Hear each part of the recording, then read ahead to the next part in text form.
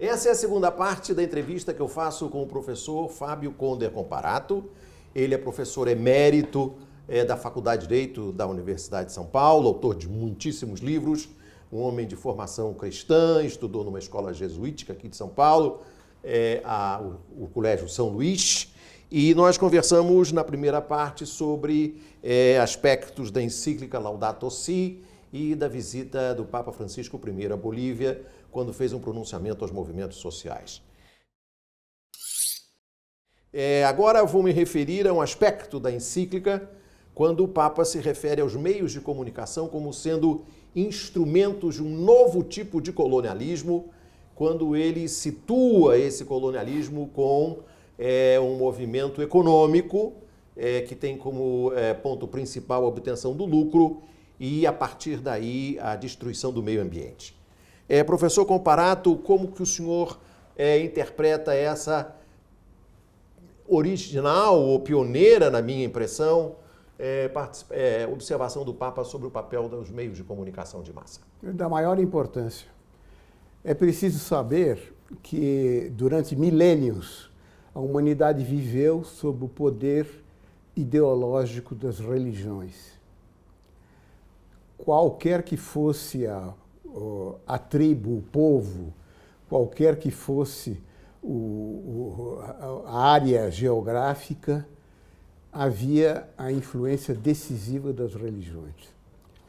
A partir do século XVI, e fim da Idade Média, finalmente, o que se viu foi uma progressiva queda da influência do poder religioso. Mas, desde fins do século XIX, surgiu no mundo a sociedade de massas, em que as multidões são anônimas e já não se ligam, como antigamente, em bairros, quarteirões, em confrarias e mesmo de grupos de amizade. Hoje, a assistência aos meios de comunicação de massa é universal. E o que se verifica é que aqueles que mais veem televisão, por exemplo, são os mais pobres.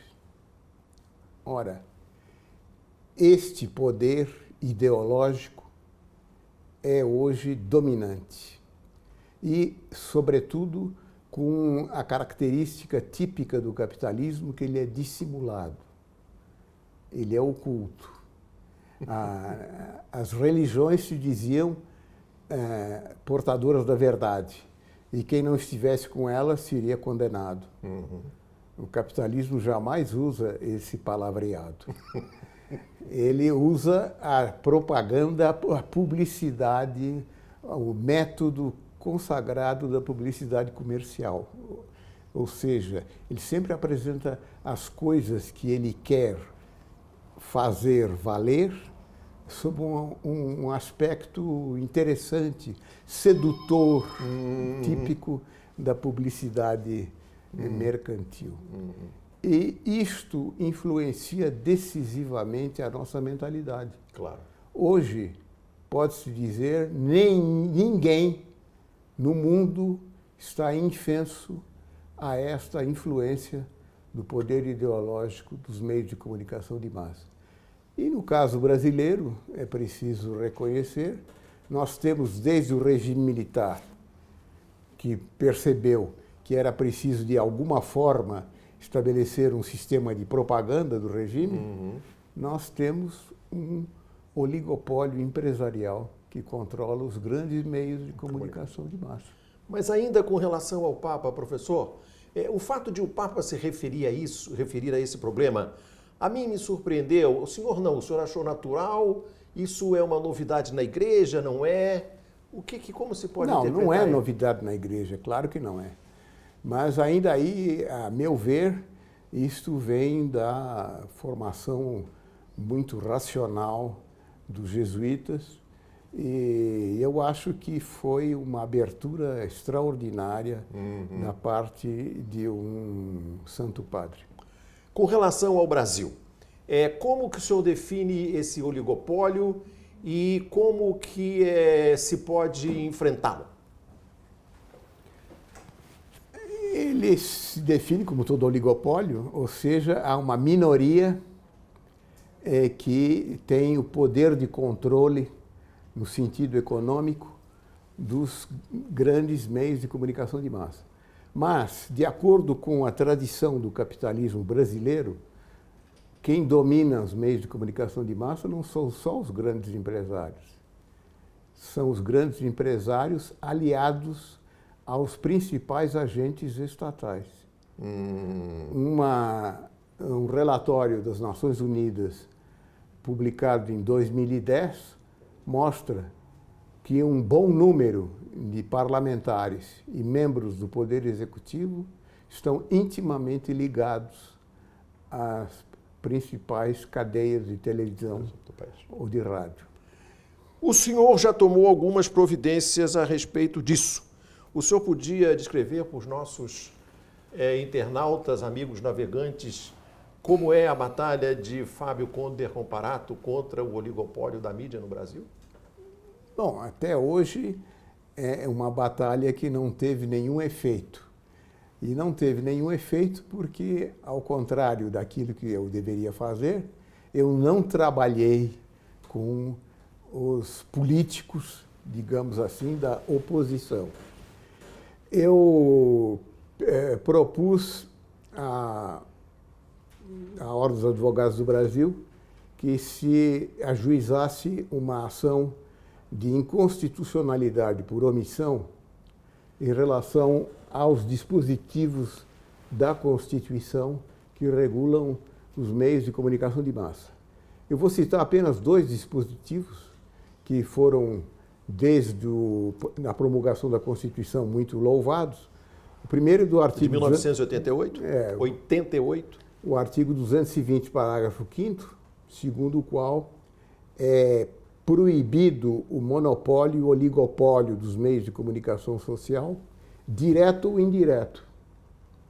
E o segundo é o do artigo 221, inciso 1º, segundo o qual, na programação de rádio e televisão, é preciso dar preferência às matérias educativas, culturais e de informação. Como todos sabem, é exatamente isso que acontece em todas as redes de comunicação social. Então, mas o senhor, só para esclarecer, o senhor entrou com uma DIN por omissão do Congresso. A omissão advogado, é do Congresso. Como advogado, exatamente. Porque a DIN por omissão foi uma criação da Constituição de 88, e ela tem por objetivo a verificação judicial de uma omissão do Congresso Nacional ou do Poder Executivo no cumprimento de um dever funcional. Para que existe o parlamento? Para construir um shopping ali em Brasília? Provavelmente. Os seus parlamentares ou não? Cogita-se de uma sauna também. A sauna, ótimo. Eu vou ver se eu consigo um lugar lá na sauna. Mas, de qualquer maneira, o legislativo tem que, em primeiro lugar, legislar. Em segundo lugar, ele tem que fiscalizar a ação dos demais poderes. Bom, então, a ação de inconstitucionalidade por omissão tem por objetivo chegar a uma declaração judicial. Não é uma condenação. Ou seja, no caso, o Supremo Tribunal Federal, que é uma ação proposta perante o ápice do Poder Judiciário, o Supremo Tribunal Federal, se julgar procedente a ação proposta pelo Partido Socialismo e Liberdade, do qual eu tive a honra de ser advogado, e sou advogado, não de partido, mas daquela ação, ele vai notificar o Congresso Nacional de que ele está omisso em cumprir um dever constitucional. Então, eu expliquei aos líderes do PSOL desde o início. Veja, não há propriamente um resultado judicial. Tem que haver um resultado político. Quer dizer, vocês têm que, desde agora, falar o tempo todo de que a Constituição não é obedecida nesse particular, porque o Congresso Nacional está sob o poder dos grandes empresários. Né? Se vocês tiverem coragem, né? Imagino que tenham. E o que acontece é que essa ação foi proposta em 2011, em 2013, para a grande surpresa minha, o Procurador-Geral da República deu parecer favorável. E isto ficou com a ministra Rosa Weber. Ou seja, ela não tem mais nada o que fazer a não ser pedir a pauta para o julgamento. E eu fui falar com ela, juntamente com o presidente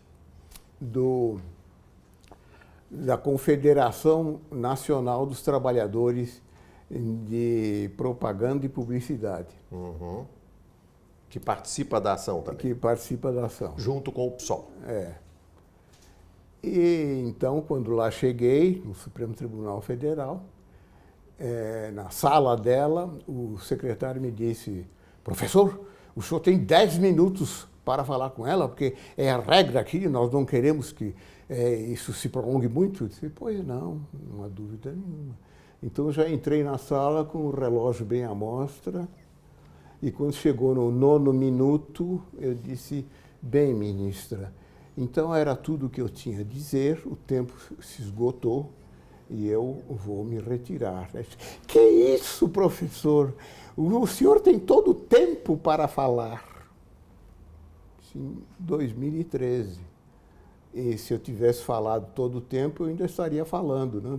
Durante 2 anos. Porque ela não tomou nenhuma providência? Não. E aí é que eu quero aproveitar essa oportunidade que você me dá para dizer: o Supremo Tribunal Federal não é controlado por ninguém. Qualquer ministro pode fazer o que ele bem entender, porque ele não será responsabilizado. Não há nenhuma autoridade que possa impor ao Supremo Tribunal Federal o cumprimento da Constituição, de que ele é o guardião, segundo declaração constitucional. Eis porque eu pretendo, se Deus quiser, e como diz um amigo meu, e se a polícia deixar, eu pretendo conseguir alguma entidade legitimada para propor uma emenda constitucional submetendo o Supremo Tribunal Federal, pelo menos, ao Conselho Nacional de Justiça. Claro. Pois ele não se submete ao Conselho Nacional de Justiça. Ele só submete a Deus. Pois é, a Deus nem mesmo ao Papa. Não. E o que acontece é o seguinte, é que ele declara, depois da condenação unânime do Brasil pela Corte Interamericana de Direitos Humanos, no caso das graves violações de direitos humanos cometidas durante a guerrilha do Araguaia, condenação unânime, inclusive com o voto do juiz brasileiro. 2 ministros do Supremo disseram em público que nós não temos que levar em conta essa decisão, porque o Supremo Tribunal Federal e o Brasil não se submetem a ninguém. Aí está. Isso o povo não sabe. Não. Professor Fábio Conder Comparato, muito obrigado. Foi uma grande honra tê-lo conosco. Muito obrigado.